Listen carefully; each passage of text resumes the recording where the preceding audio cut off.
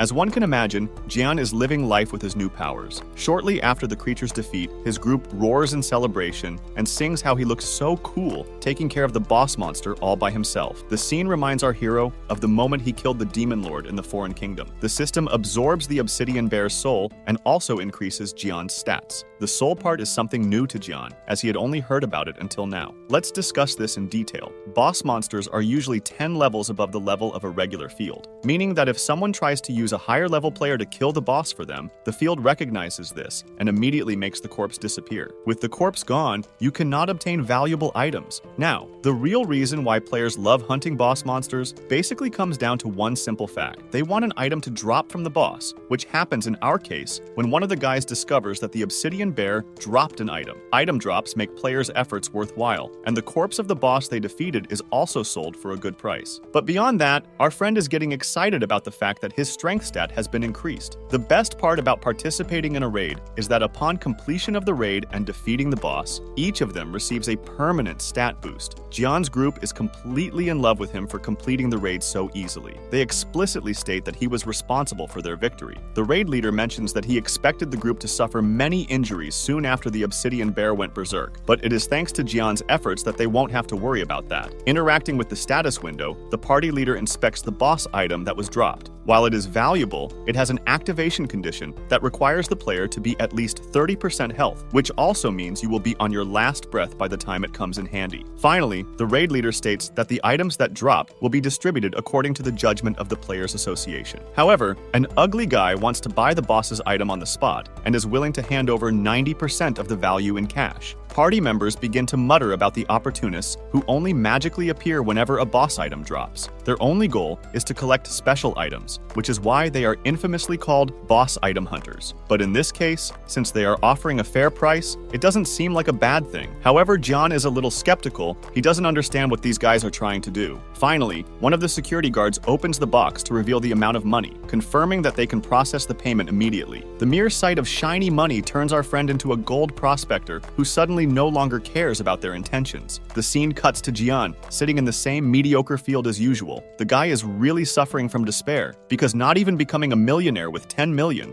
satisfies him. This happens because Jian has become obsessed with a special piece of equipment called Recta's leather armor set. Unfortunately, this thing costs an absurd 63 million won, enough to break our boy's heart. After discovering that there were only 2 sets of this armor left in stock, Jian was left feeling like he was suffering losses or living a life of poverty, when in reality, the guy has expensive taste. Anyway, Jian's cunning mind is focused on hunting as much as possible for now. It opens the status window to access your tutorial mission rewards. Luckily for him, he can access the boss's monster abilities with this. But still, the skill itself is risky to use because it requires him to drop below 50% health at least. But that doesn't matter, because our boy had a lot more fun abusing his fire ability than anything else. With no customers bothering him at the moment, he decided to invest some of the points he had saved to further improve his stats. Now, he has several options at his disposal. For example, if he followed the fantasy path, he could end up becoming an incredible warrior. However, he is not in the mood to risk his life so intensely in a place where danger is imminent every day. Noticing a change in his magical power, he spends 500 points to enhance the copy skill, allowing him to gain an additional copy per day. This is big news for him. The tutorial mission also points out that daily missions are the only guaranteed way to earn SP points. When suddenly given a daily quest, he has the simple task of using his copy ability twice. It's an easy way to guarantee 80 story points. This also makes our boy curious, because he doesn't know what would happen if he copied the same skill twice. Watching a video, he decides to copy the healing light skill. After acquiring it, he wonders whether the trait will be affected or not, so he decides to do the same again, but the system warns him that he has already copied this skill. Bypassing the system, the guy goes ahead and copies the skill a second time, much to his surprise. Shortly after this, he updates the notice on his sign, which now says that he will sell healing in addition to a 5% experience buff for every 1 million won. This rare offer attracts the attention of many players who crowd around. Being the shrewd businessman that he is, Jian announces his offer loudly. The people around are shocked and question his words. After all, an experience point buff is something completely unheard of. At first, they think he is a scammer who is going to steal their money and run away. But our boy is just waiting to be surrounded by the money he is looking for. Suddenly, a mage approaches him. She lifts the hood and reveals herself to be the same S-rank villain as before. As she teases Jian into joining her group, the guy is completely dazzled by her beauty. He tells her that he's focused on business at the moment, which makes her teasingly comment that apparently he hasn't gotten his first client yet. Therefore, she is more than happy to be the first customer to try his product. Jian treats them like royalty and asks them to come in. With the activation of his newly acquired healing light ability, he increases their combat experience by 5%. Before leaving, she gives him her personal card and number, saying that she is waiting for his call. They're desperate for a good healer, and it looks like this has a good eye for our boy,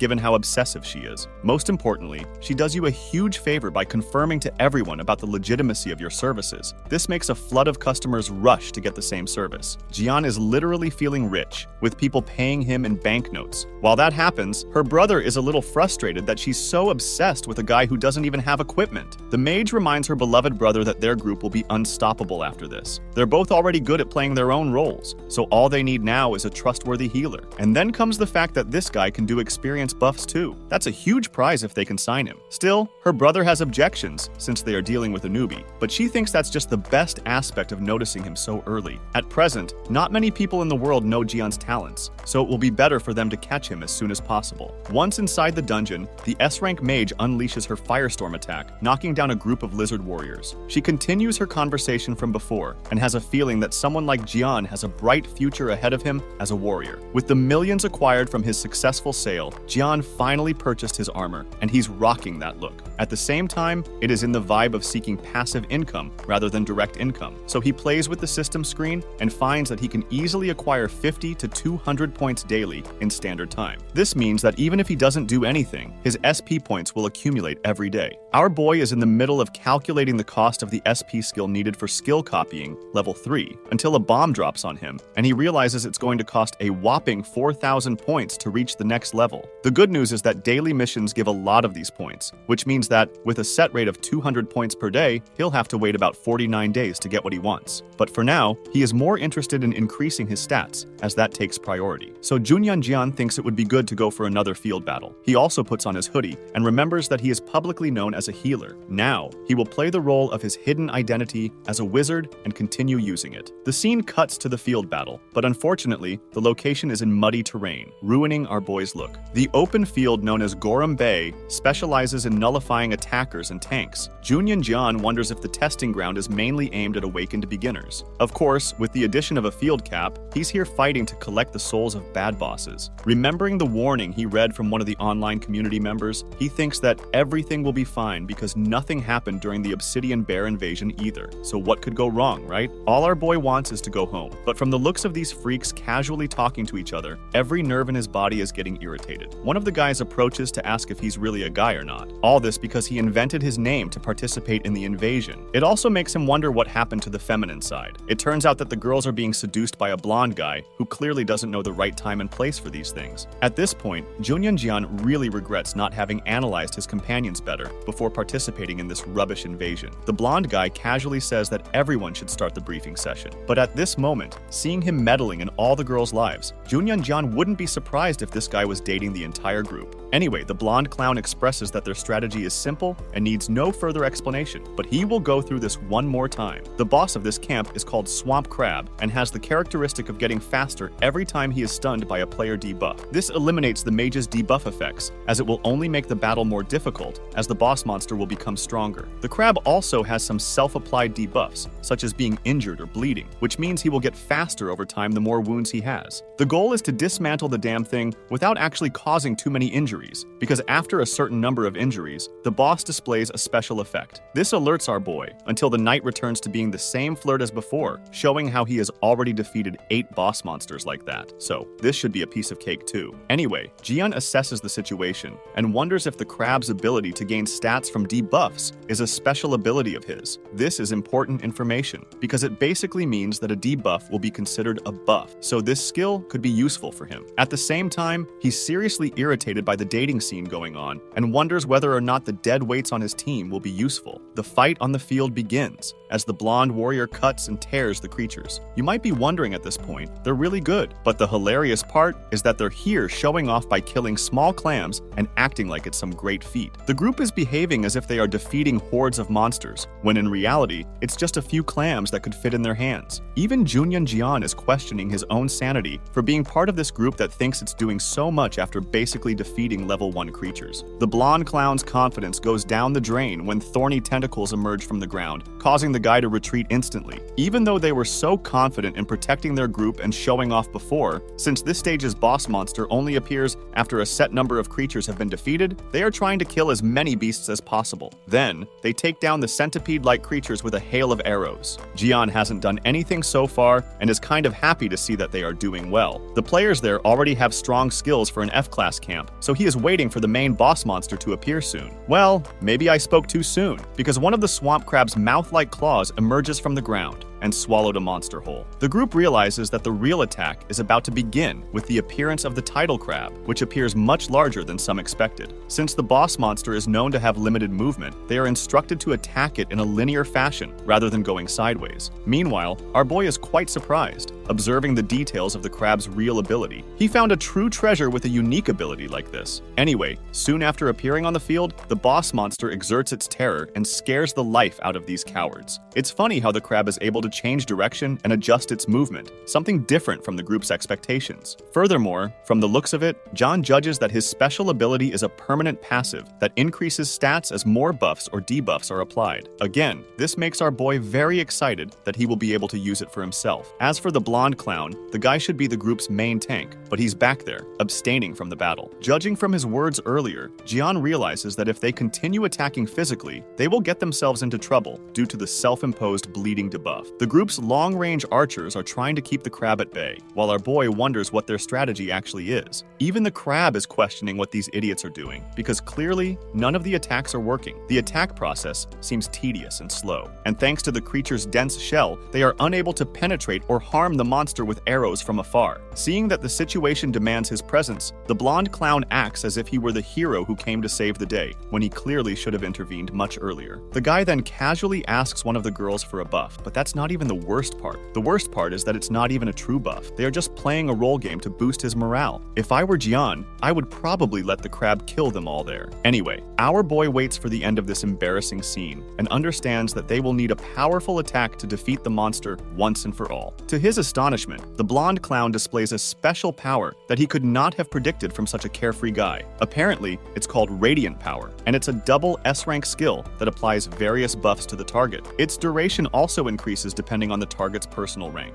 Gian is as happy as can be because he's basically found treasure on a bad battlefield with the discovery of this rare new ability. Remembering the conversation with the saleswoman who was showing the equipment armor, he learned that many players like to upload videos to their channels, so their business decided to prepare items like that as well. She explained the technology so exaggeratedly that it went right over her head as well as Gian's head. Returning to the current scene, he discovers that his glasses are special and can record images of the battle. This will later help you access the skill whenever you want. If he can combine the radiant power with the boss's ability, it will result in a nice and complementary combination of receiving a lot of buffs and increasing his stats. He also discovers that the S-rank buff skill comes from the girl, who apparently doesn't even know how much she's worth. After being strengthened by the buff, the blonde clown decides it's time to unleash his abilities. But first, he asks our boy to give the boss a strong attack. Then, Gian casually creates a gigantic fireball and causes absurd damage to the crab. And just to top it off, he brought an ace up his sleeve especially for this occasion, which activates as a second part of the fireball effect. With the explosion spell, the guy detonates the same fireball, allowing a chance to increase the damage even more. The outcome of the battle is quite anticlimactic, as the crab is literally cooked to the point where they can now enjoy it. As for the blonde clown, he's devastated that Gian stole his moment. Acting as if the crab is going to do some kind of special move, the guy naively runs towards the crab to finish him off. The hilarious part is that he's swinging his sword at a creature that's already dead. And instead of having the self-criticism to realize he did something embarrassing, the guy is still proud of himself. If neuroscientists were to somehow pick up his body, they probably wouldn't find any brain activity inside his head. Even the faces of the group members show their reactions. They're wondering what the hell just happened. Anyway, Gian notices the sudden change. The ability called Tide Crab Change Resistance is now officially part of your arsenal. Now he just needs to go home and use the combined effects of resistance to change along with radiant power to see what kind of magic he can create. With the boss defeated, the clown just wants to go home, when suddenly the entire group starts looking at him. They give him all the credit for having such a powerful attack skill. They are grateful for his efforts to carry the entire team with dead weight. Seeing that the attention is focused on John instead of him, the jealous blonde calls on them to focus on distributing the items instead of wasting time. The guy is at least happy that the girl still supports him strongly, until she breaks his heart into a million pieces when she goes to melt for Gian just the same. The group is actually willing to hand over the majority of the camp's bounty to our friend, due to his contribution alone. Meanwhile, one of the agents observes the situation and the monster's corpse. He reports the information back to his leader, explaining that there were no item drops from the boss this time, so they will focus on the next point. Meanwhile, Meanwhile, Hoju's eyes change color as she looks up at the sky. Something tells me she has more mystery than we imagine. In the next scene, our boy defeats a bunch of monsters, completing the daily mission that rewards him with 300 points, but all this effort to reach level 3 left him quite exhausted. He also ended up testing the potential of 2 skills, combining their effects at the same time. The buffs are incredible and out of this world, but it comes with one glaring problem. Opening the status window, he reflects that he doesn't have enough copies to do anything with the effects. Think of it this way. Since both skills are buffs, what exactly is he buffing other than his body when he can't even use more than 2 copy skills at the same time? The answer is nothing. So that's why this combination is useless until he gets the 3rd copy spot. The tedious process makes him complain because the boy just wants to gather more SP to evolve quickly. John is lying there in a field of silence, hoping that some kind of miracle will help him get a special mission to reward him with more points. The guy doesn't have high hopes when suddenly the system screen appears out of nowhere with a special tutorial mission for him. The tutorial mission requires him to complete the main mission, and his reward will be an incredible 4,000 SP, exactly the amount needed to reach level 3 of his skill. Even Jian gets scared and wonders what kind of main mission this will be. Suddenly, his face turns into an expression of surprise, with the sky literally summoning a damn island. This is the new field called the Sky Island Channel, and his main mission is to clear the field. Being a special field, it will be full of monsters, and in this case, they appear to be aerial monsters. The system demands that he clear the special field on Earth's behalf because its existence is a threat to the planet. The appearance of the island in the sky is reported across the country, alarming people and members of the User Association. The Players Association is acting under emergency circumstances. All airport flights have also been suspended, and from the experience of citizens, the only notable effect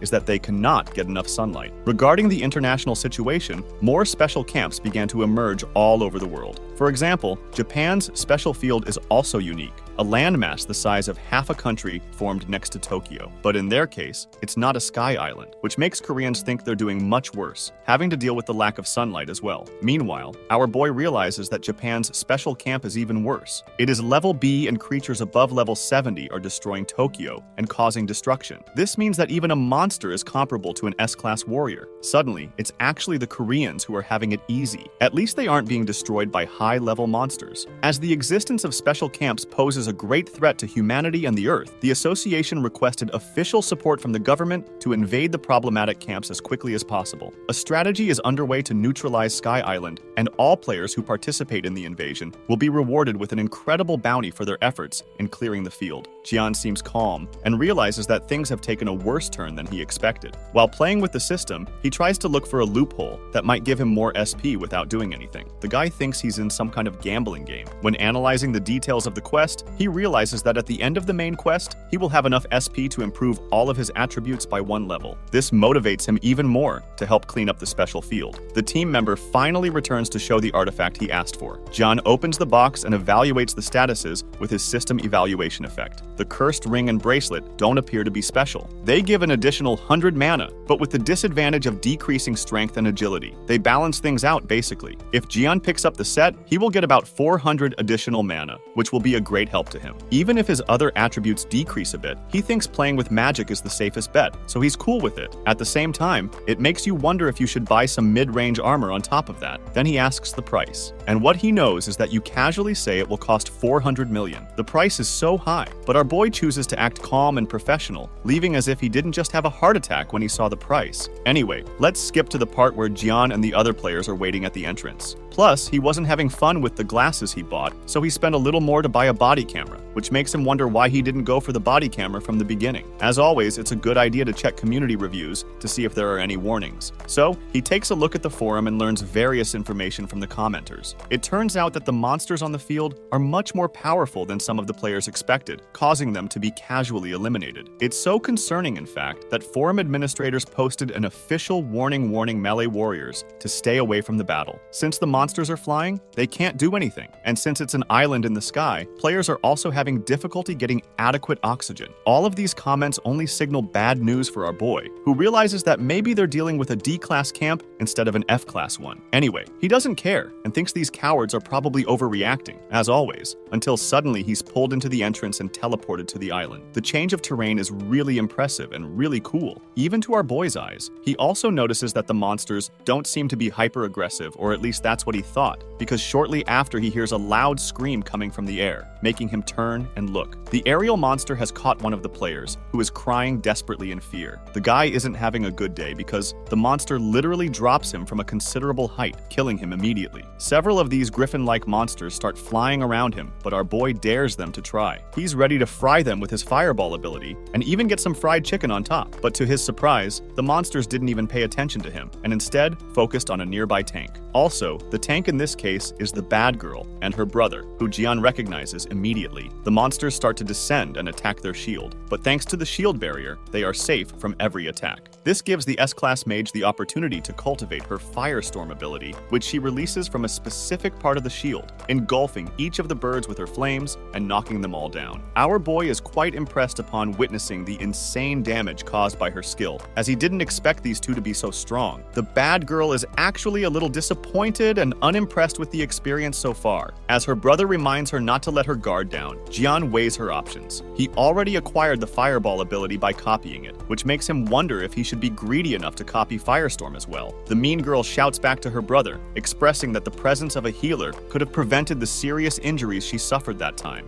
Furthermore, she deeply regrets not being able to recruit Jian and his incredible healing abilities. Now, in a twist of fate, she sees our boy struggling to free himself from some cute slimes that won't let go of his legs. Jian has an oh damn realization when he sees the bad girl and her brother watching him from afar. What a shame. This has to be fucking embarrassing. She greets him and asks if her lovely healer is busy. His face shows pure depression at how he just humiliated himself and lost all his aura. The cute little monster ends up being captured, saving our boy from his worst boss battle yet. The guy is feeling bad about his expensive shoes, like they're $1 million Jordans or something. To say the least, the tank is not at all impressed with this. He hopes that Hai, his sister, will react sensibly and finally stop obsessing over this goofball. But to his shock, the girl is smiling widely, signaling that she is still obsessed with the healer. The mage acts all friendly towards our boy, joking with him that the universe simply wants them to be in the group together at this point. This is bad news, because our boy wanted to hunt alone on this mission, and can't exactly reveal his powers in front of these two who think he's a healer. The bad girl promises him that he has nothing to fear, as she will help him face the special field. Realizing he now has little choice, the guy accepts his fate and thinks he should copy the healing ability again. Then he gives her an affirmative answer, which makes her very happy. Since he needs to use his copy ability on the healing ability, he says he will come back after a bathroom break. But the hilarious part is that the guy doesn't realize there's nothing around to cover his back. So this excuse doesn't work at all. This is problematic, because if he can't even watch a video, he can't copy a skill either. He insists on the bathroom excuse, and you are beginning to realize that perhaps you are the enemy of your own perception right now. Sun Jin Woo would probably piss his pants before losing aura in the same situation. A few moments later, the trio is attacked by the same types of monsters. Only this time, they became smarter in their approach. The bastards are carrying gigantic rocks to smash the tank's barrier shield. Clearly, Jian doesn't stand a chance in this battle with his limited use of powers. What is even more worrying are the stampeding rhinos heading towards you to attack you. Just when Jian prepares to throw something at them, Hiji casually steps forward, giving him a wink as if to say she'll sort it out. It uses Firewall, which is another of its skills. And it doesn't stop there. Hiji also activates Fire Rain and Fire Spear. The combined offensive power of all three skills defeats all monsters without any hassle. At the end of the battle, our boy is confused, realizing that he doesn't need to do anything. Impressed by Hiji's performance, he asks if S-ranked players have as many skills as her, because it makes him wonder what kind of skill set an X-ranked player would have. Hiji confirms that she is, but also tells her that the skills are learned by purchasing skill books, which in practice means that she bought the skills at a very high price. Moving forward to face the next opponent, this one appears to be an aquatic beast. While Hiji and his brother deal with the monster, our boy is devastated and sad, standing in the back.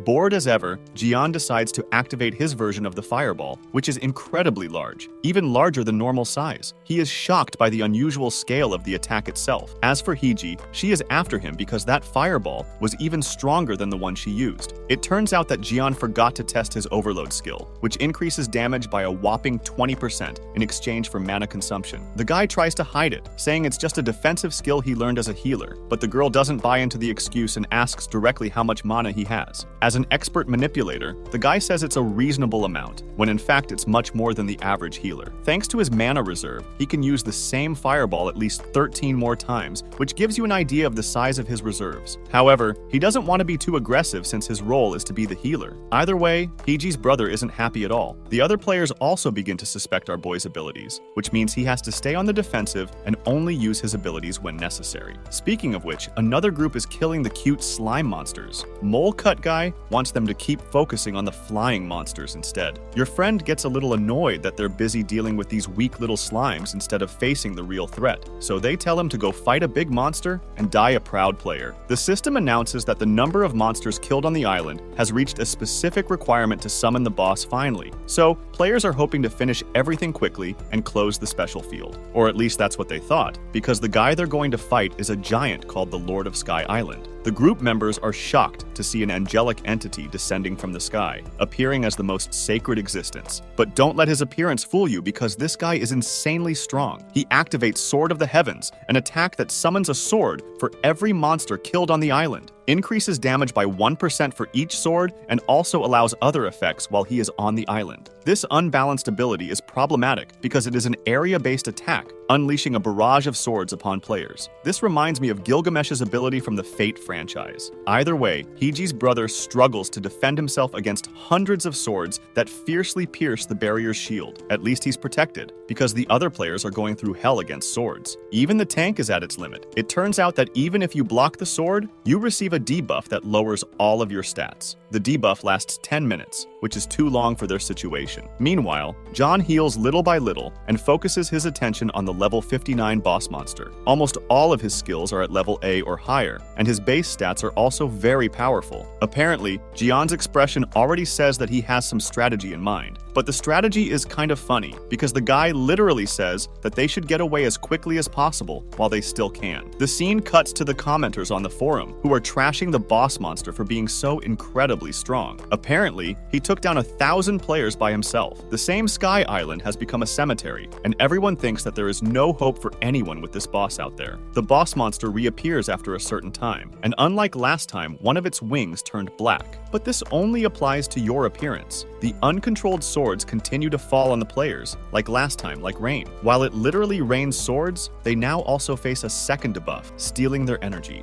Do you remember the cute little slime balls from before? So it is. Maybe it was a good idea to kill them after all, because these slithering creatures actually spawned bug-eyed monsters that killed players while weakened. Upon seeing the video of the battle, Jian becomes alarmed. It turns out that they escaped from the previous encounter, and this turned out to be a smart decision, considering the boss monster's abilities. Jian understands that he has no time for fooling around, especially with the boss monster's debuff already in effect. He is surprised by a sudden call from Hiji, who greets the healer and asks if he tried to invade the Sky Island a second time after their departure. But of course, our friend didn't try, as he was unprepared. However, it's not like they can waste any time, as the special fields are affecting their entire planet. What's worse is that, just like in Japan, the Sky Island's monsters were beginning to evacuate the island and unleash their fury on the cities. This means Seoul is in great danger, and it's only going to get worse. Hai reveals that they formed a large team to fight the boss monster specifically, and is curious as to whether he will join them or not. This is good news for John. Then, a few days passed. The raid team gathered at Grand Park, the same place where our friend usually conducts his business. Some of the players present are surprised to see so many big names on the team. They came here for a meeting to discuss their plans. Seeing the popular hunters become part of his team makes John feel like an imposter among this elite group. The thing is, he didn't come here in his usual outfit, so he wonders if that's going to be a problem. Kai gestures with his hand and calls out to him, which is a relief to our friend, who is getting nervous with the strangers around. Jian points out that he is just a weak player, so why would he have the right to be in a group of elite B rankers? To this, Hiji reminds him that although he is an F rank, his healing abilities are far superior. She assures them that they will need all the help they can get on this mission. By the way, the raid team leader finally arrives, appearing before the group. Even Hai is excited to see him, while Jian is stunned to be in the presence of the #1 guild's SS-class warrior, Lee Hye-sung. The leader begins by suggesting that they evaluate each member's individual abilities before talking about the plan to face the boss monster. So they will do a warm-up session for now. Hai is excited and hopes to get her revenge from their previous encounter. Our friend, on the other hand, is shocked. The leader's order may seem direct and merciless, but no one dared to question his words. Looking at his back, this man seems unbeatable. Jumping to the battle scene on the field, Hyung casually cuts through a bunch of lizard warriors, further impressing Jian with his talents. He quickly realizes that his stats are so low that trying to act like Hyung would only result in his death. The only reason Jian has survived so far is thanks to the elemental ring that amplifies his stats. He knows that focusing on magic will bring him great benefits. At the same time, however, he lacks experience with a sword, and something about Hyung's swings brings a sense of nostalgia and familiarity. However, he does not want to be reckless and expresses that he should abandon any thoughts of physical battle until he can safely increase his stats. Right now, he is focused on healing the injured. Furthermore, ranged combat is extremely dangerous. But inside Jian's mind, a voice echoes from his former self, the one who defeated the demonic lord in another world. Seeing Hyung swing his blade with such dexterity, his old self reminds him not to waste his precious skills by letting them rot. Stunned and speechless, Jian remains still, watching Hyung's SS skill, allowing him to absorb the stats of the most recent monster he kills. The buffs disappear after 5 minutes, and additional stats are added if he kills 10 monsters in a row. This also amplifies magic power and agility by 10%, making this guy a true force to be reckoned with. All this time, Jian had tirelessly searched for a skill that could increase his physical stats. And what do you know? He finally struck gold with Haeyoung. The respected warrior stands over the fallen bodies of the monsters he defeated. Shortly after the defeat of his servants, the camp boss arrives in the form of a poisonous caterpillar called Kinga. The boss monster's appearance alerts players. But let's be honest, it's no big deal for Haeyoung, who activates his special cap ability, allowing him to jump a rank in his offensive power for 60 seconds. With his berserk state, Haeyoung annihilates the boss with a single sword strike before he has a chance to unleash his first move. The boss is defeated instantly, and its soul is absorbed, increasing each player's stats, and that's how the attack ended without any problems. Hai is a little jealous as she was unable to stand out, while her brother thinks she is ungrateful for the enormous effort. Furthermore, Jian is surprised and pleased that even without contributing, participants still receive rewards. She tells him that actually, that's not how it works. It's because of his constant buffs and debuffs that he got the contribution points automatically. For a long time, our boy wondered how healers leveled up so quickly, but now he's starting to realize that playing support is actually quite easy. With the little preparation done, Hyung turns to them and expresses that he will be responsible for the organization before the rewards are handed out. While he gives a long explanation, our boy is completely distracted because his attention is not focused on the boring lecture, but rather on a skill called the Catalyst. This skill was acquired as a result of defeating the boss. Jian wonders if he can use it usefully, but overall he doesn't care much about it. What he really cares about are the incredible new skills he obtained, both of which are rated above S rank, and both of which are incredibly powerful for increasing physical stats. The leader turns his attention to the healers and wonders if our boy is drunk or something, with the strange expression he's making. At this point, Jian no longer cares about anything. He just wants to go home and start trying out his new skills. More days pass and the attack group still hasn't invaded the island in the sky. Jian finds himself completely exhausted and decides to open the status window. Finally, he acquired 4,000 points, and with that, he will be able to destroy the monster boss without much difficulty. The funniest part is how he got so many points. The guy had to defeat a total of 120 monsters in his daily attacks just to reach that level. Quests appear so frequently now that he has no time to rest. Either way, he's still happy to be getting missions, even if he ends up completely tired afterwards. Jian perks up with excitement and has the system upgrade his copy skill to level 3. After spending the 4,000 points, your skill is finally upgraded. Now, in his original plan, he wanted to combine the two skills he obtained from attacking the crabs to improve his physical stats. But with Hong's appearance, our boy now has access to even more absurd abilities, which only makes him wish for a 4th copy slot to use his best abilities. Combining Blood Rage, Shining Authority, and Resistance to Change would be incredibly powerful with an attack skill. Imagine you are receiving 3 powerful buffs in a single attack. This is what John is aiming for, and he thinks that at this point, he would surpass even the best players like Hyasung.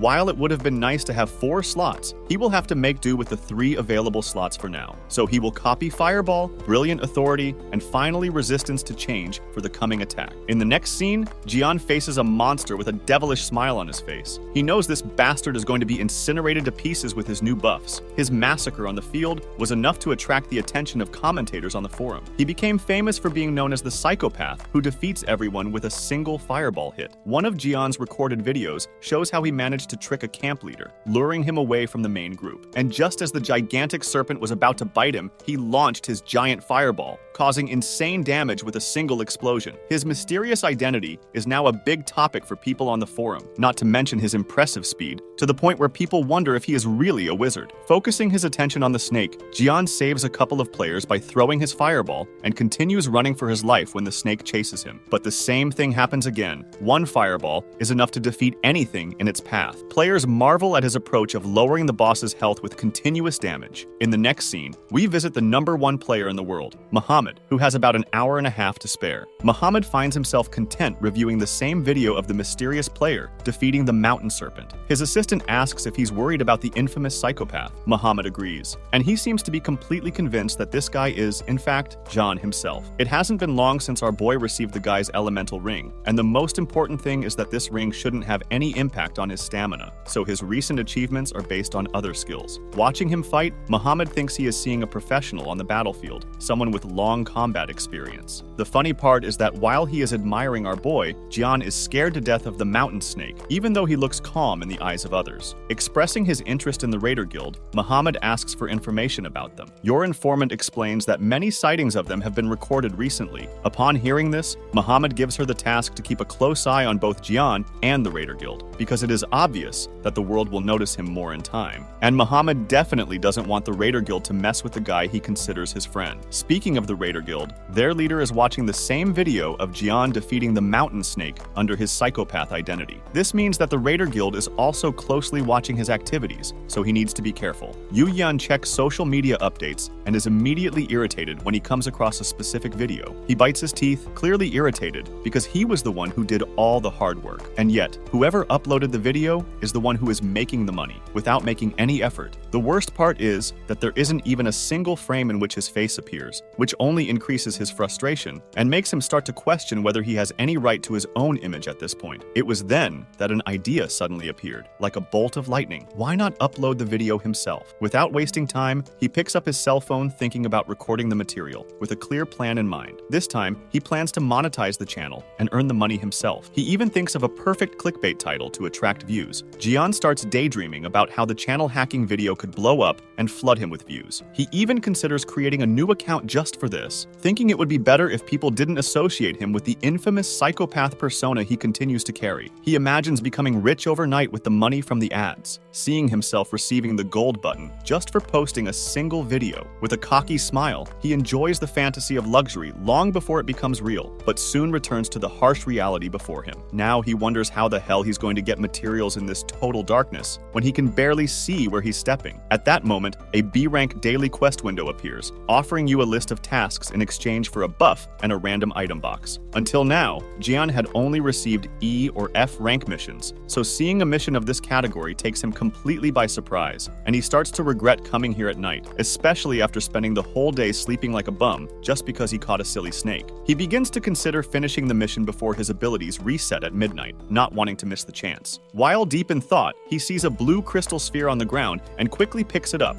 wasting no time. He discovers that he is exactly the essence that the quest window asked him to collect in the special field, meaning he only needs 9 more to complete. Initially, he thought he would have to defeat monsters to get the items as drops, but he ends up discovering that the mission wants him to search every bit of the field, as if the essence spheres were playing a boring game of hide and seek with him. He finds the mission more annoying than he expected, and if it weren't a B rank, he probably would have forgotten about it already, especially considering how far he would have to run just to get those glowing orbs. When he finally prepares to continue, an eagle monster ambushes him from behind. The huge bird almost destroys him, but somehow he manages to dodge desperately and save his innards by the skin of his teeth. The problem is that the dodging part seems strange to him because he didn't really think he had that ability. It was then that he realized that perhaps this was the result of using his brilliant authority and endurance skills together. Wasting no time, he launches a fireball and incinerates the eagle monster instantly. The explosion of the attack draws the attention of some nearby raiders, who begin to wonder who the hell is hunting monsters in the middle of the night. Their leader seems excited and clearly eager to defeat Canal before Lehias has a chance to steal the spotlight. When his subordinates ask what they should do if other users invade the mission, he coldly tells them to eliminate anyone who appears without hesitation and make sure they don't come out alive. Back with Jian, he has already finished the monster hunt portion of the quest. Furthermore, he managed to collect 9 of the 10 required essences, making it seem like he can finish the entire quest well before midnight. He has already survived in the field for over an hour, which means all he needs to do now is find the last glowing essence. Just then, he hears a loud noise, and as he turns to see where it was coming from, he sees a huge angelic monster hovering in the sky. The sight of this begins to bother him, as his guild's raid is scheduled for tomorrow. And if things continue like this, the boss monster could be stolen before they even get there. The masked invaders begin their attack on the boss monster, Canal, which only increases their concern as the situation is spiraling out of control. Just then, a new quest is activated for him, which now asks him to conquer the F-class special field. Furthermore, another B-class quest appears, ordering him to defeat the boss that invaded Earth and also completely destroy the special field.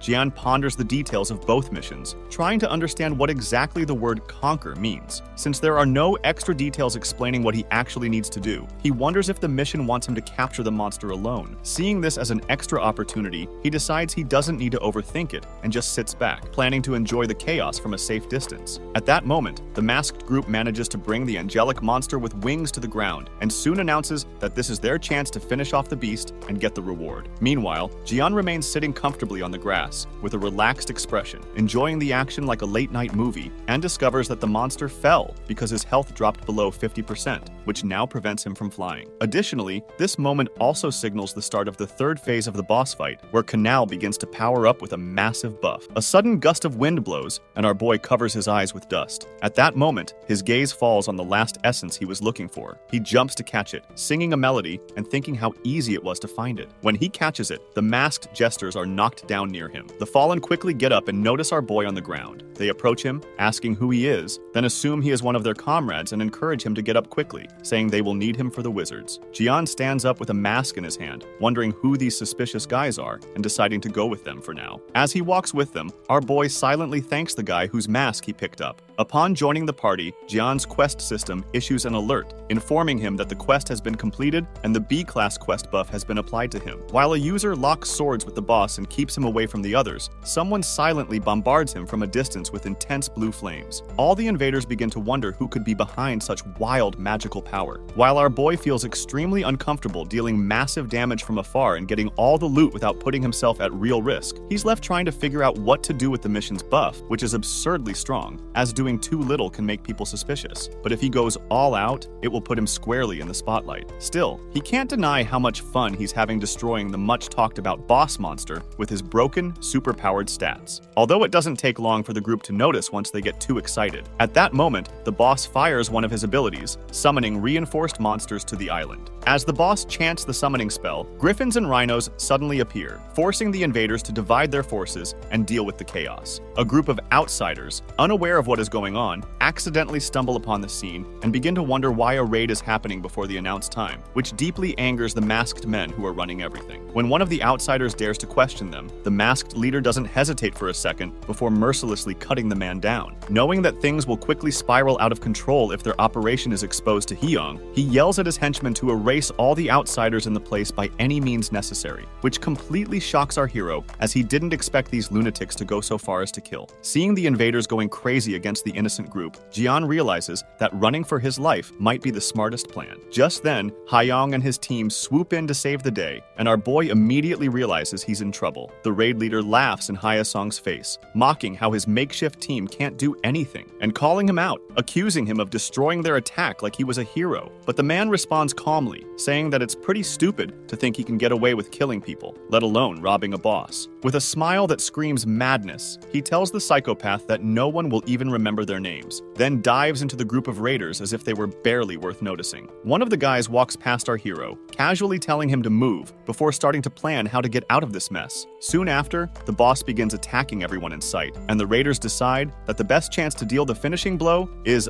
taking out all the healers first. As chaos erupts around him, Jian begins to sweat more than a league player in a team fight. Desperately trying to find a way to take down the boss before everything gets completely out of control, your thoughts are suddenly interrupted when Hyung charges straight through the wards like a killing machine, cutting down anyone who stands in his way. Meanwhile, Heeji and her brother are busy cleaning up the bug monsters when a raider tries to approach her from behind. Just when he is about to attack, blue flames appear around the NPC and incinerate him before he can land a blow, leaving Heeji frozen in admiration. She turns to look at the hooded figure behind the fire, realizing that he is the one controlling those graceful but lethal flames. And when her brother runs to check on her, she tells him that the mysterious man actually attacked his own team just to protect her. At the same time, the timer gets closer and closer to midnight as our hero dodges through Hyung's group, running like Sonic while trying to stay alive. The clock finally strikes midnight, and Jian immediately takes out his cell phone to copy the next skill. Meanwhile, the calm knight still battles monsters like a real boss. And while this happens, Jian activates his new buff and casually points his finger at the enemies, launching a fireball that explodes like an erupting volcano, turning the monsters into ash, leaving Hyung completely speechless. Seeing this, the raid leader clicks his tongue in frustration and reluctantly joins Jian in taking down the rest of the regular monsters. Covered in a wave of buffs, Jian goes completely out of control under the effects of his Blood Frenzy ability, which increases his stats with each kill, and he finally launches one last scorching fireball at the boss, causing him to fall into a deep sleep. The explosion burns everything in its path, and the raiders can't help but wonder if that final blow really did the job. But Jian's excitement turns to frustration when he realizes it's not over yet. With a terrifying change of presence, the boss enters his final phase. Then, pulling out his massive sword, he brings it down with such force that Heeji's brother can barely block the shockwave using his defensive ability. The impact throws everything and everyone into the air like ragdolls, and Jian feels a shiver run down his spine at the thought that he is about to meet his end. Out of nowhere, an unexpected guy comes in to save the day, and as Jian looks at the man, completely speechless, the man casually tells him that he now owes him a favor, nothing else. After being saved by Heeji's brother, our guy immediately fires his fireball ability straight at Kanel, blasting the monster to pieces right in front of Hyung. Kanel falls, and the pile of loot surrounding his remains makes it obvious that this was part of a boss system. Hae-sung approaches to claim the boss's system and coldly warns the raiders to stay away without causing trouble. The leader of the raiders, who is trying to take the boss monster for himself, counters, reminding everyone that no one in their right mind would underestimate the real power of their wizard. Meanwhile, Jian receives a notification saying that the main quest has been completed, and he is about to be teleported to the tutoring camp where he can choose his rewards. The raider stares at him, feeling that Jian looks strangely familiar, but still can't figure out who he really is. Just then, our boy casually walks in and takes the bounty from the boss monster. When the masked raider finally realizes that the guy in front of him is the infamous psychopath, Jian has already picked up the reward with a big smile, proudly stating that since he was the one who took down the monster, the dropped item obviously belongs to him. The masked guy and Hyung run to get the item, but just before they reach it, Jian's system activates and completes the teleportation, leaving everyone behind, furious, fully aware that they have just been tricked. Once he arrives at the tutoring camp, Jian begins to wonder if he really managed to fool them all. Just then, a barrage of system notifications explodes in front of him, completely overwhelming our boy. He tries to understand if they are just reward alerts, but before he can start reading them, a little fairy suddenly appears and introduces himself as Ego. She explains that she is his official tutoring assistant, and that now that he has completed his main mission, her job is to guide him through the rest of the tutoring. Our boy starts to get anxious and argues that no one has ever mentioned anything about a tutoring assistant, starting to wonder if this might be something exclusive to an event related to unique X-level traits like his. Little Fairy Ego politely asks permission to begin the process of collecting rewards, and once he agrees, it displays a panel with the choice for a detailed trait and upgrade. She goes on to explain that trait upgrades work like secondary evolutions, and using one of them will improve a person's current abilities, adding detailed new traits to them. She then reveals the full list of skills Jian currently has and asks him to choose one to improve. Our boy starts to think about this and first considers increasing his unearned yield skill, figuring it might increase the SP he gains from attacks, but then realizes he's still very weak and starts thinking about what would have happened if the attack had occurred before midnight and his skills hadn't reset. He might not even have a chance to defeat Kanel. Taking everything into consideration, he decides that increasing the number of available skills would be the smartest move at the moment. So, he chooses the example to copy skills and ends up giving a big upgrade, although he feels a little disappointed at being reduced to 2 parts. The fact that he now has 4 copies available per day lifts his spirits. His eyes shine with excitement as he wonders if there's any chance he'll be lucky enough to eventually increase that number to 8 copies instead of just 4. Ego then asks if he'd like to check out the rest of the unclaimed rewards, and boy